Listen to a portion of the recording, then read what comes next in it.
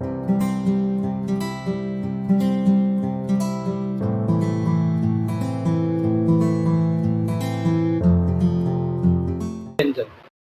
हम आज किसकी बात कर रहे हैं? यहाँ पे व्यंजन की बात कर रहे हैं। जैसा कि हमने अब तक स्वर के बारे में पढ़ चुके हैं। स्वर 3 प्रकार के होते हैं, जो कि हमने पहले ऑलरेडी पढ़ चुके हैं। कौन-कौन से होते हैं? ह्रस्व स्वर, दीर्घ स्वर, पलुत स्वर होता है। ह्रस्व स्वर क्या है? ह्रस्व स्वर मतलब जिसमें केवल एक मात्रा लगती हो, वह ह्रस्व स्वर कहलाता है। जैसे अ, ई, उ, री, ल। ठीक है? दीर्घ स्वर मतलब जिसमें 2 की मात्रा लगती है, उसे हम दीर्घ स्वर कहते हैं। हमें दोगुनी समय से उसको बोलना पड़ता है, तो उसे हम दीर्घ स्वर कहते हैं। जैसे आ, ई, उ, री, री, ए, ओ, औ।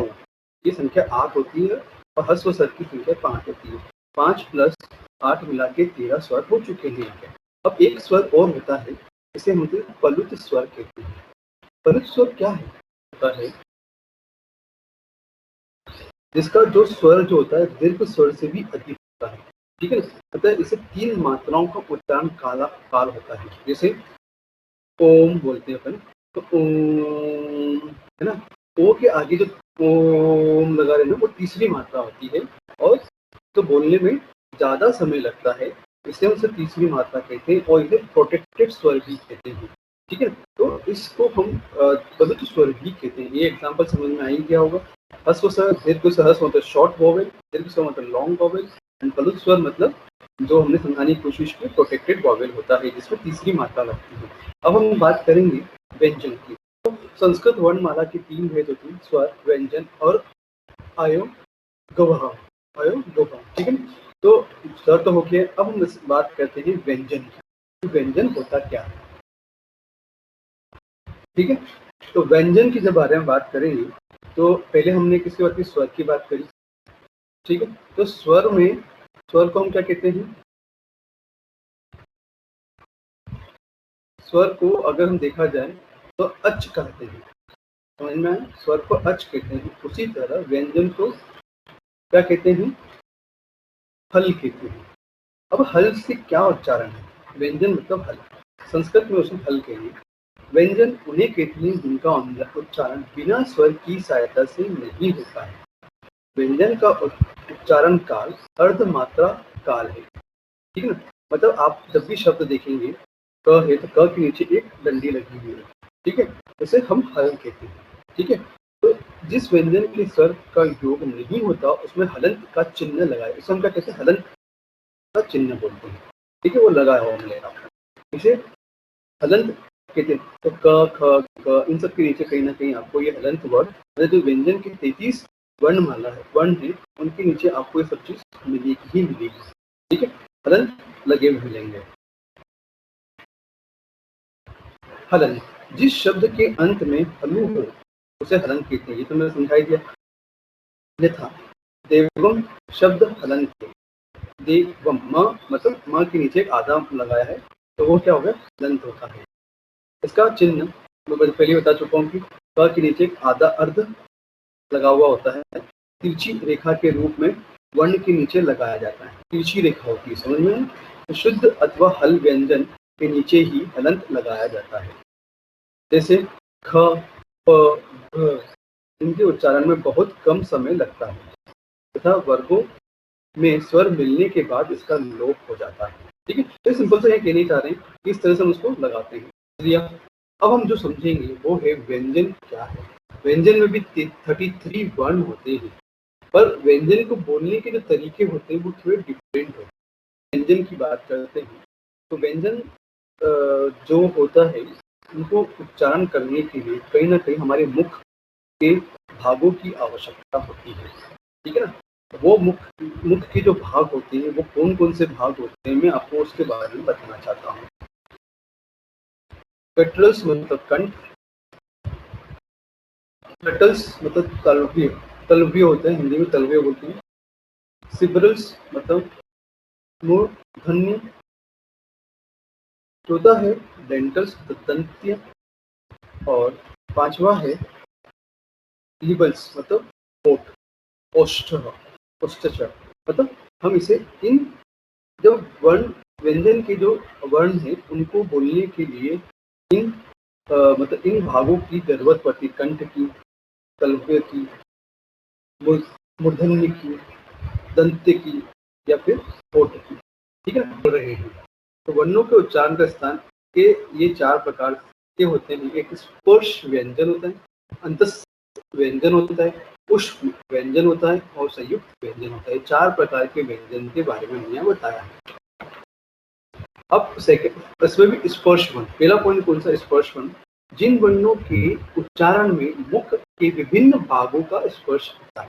अब मुख मतलब हमारे मुख के विभिन्न भाग, अब जैसे कंठ हो गया, तल्व हो गया, मुंह का है ना, औष्ठव्य हो गया, दंतव्य दांत का यूज करेंगे, मूर्धन्य हो गया, तल्व्य हो गया, इन सब का यूज से कहीं ना कहीं हम क्या कर रहे हैं, शब्दों का उच्चारण कर रहे हैं, नहीं हम वर्णों का उच्चारण कर रहे हैं, हमें ये कहना चाहिए। तो वो क्या है, पहला है कंठव्य, मतलब कंठ से बोलना, गले से। यह वर्ण कंठ से आते हैं, इसलिए इसे कंठव्य वर्ण कहलाते हैं। तालव्य मतलब यह वर्ण तालु की मदद के द्वारा उच्चारण किए जाते हैं। ठीक है, आप जब उच्चारण करोगे शब्द वर्णों को तो आपको समझ में आ जाएगा कैसे हम हमारे विभिन्न भागों का स्पर्श करके उच्चारण कर रहे हैं वर्णों का। दंत व दांत का यूज करें, जिस भी वर्ण के उच्चारण के लिए दांत की आवश्यकता होते है उसे वर्ण दंतव्य कहा जाता है। मूर्धन्य, यह वर्ण का उच्चारण मूर्धा से, मतलब जो कंठ के थोड़े से ऊपर स्थित होता है वहां से होता है। औष्ठव्य मतलब होठ, या ये होता है उसको होठ को बोलते हैं। जो भी वर्ण के उच्चारण में दोनों होठों एक दूसरे से मिलते हैं ऐसे वर्ण को औष्ठव्य कहलाते हैं। तो चलिए देखते हैं कि ये वर्ण कौन कौन से हैं जिनमें हमारे बोलना चाहिए वर्णों का जब हम प्रयोग कर रहे हैं, वर्ण को जब हम उच्चारण कर रहे हैं तो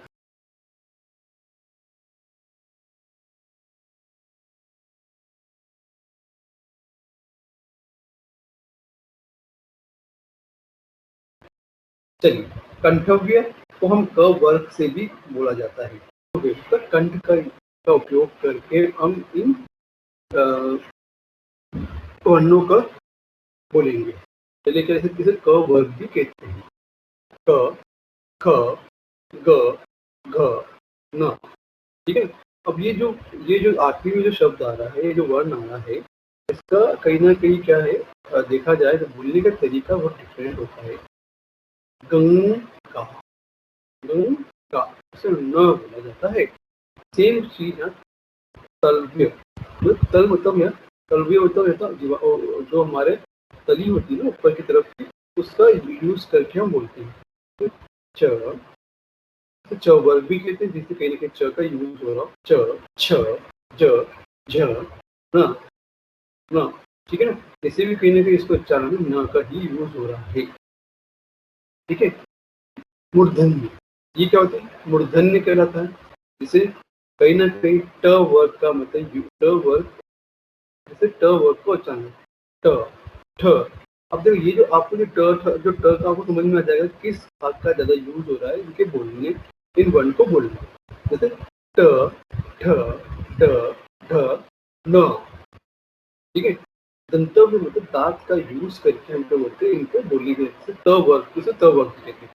त, थ, द, ध, न। आ गया। ओष्ठव्य मतलब होठ का यूज करके हम वर्ड को बोलते हैं, इस वर्ण को बोलते हैं प वर्ग में। प, फ, भ, भ, म।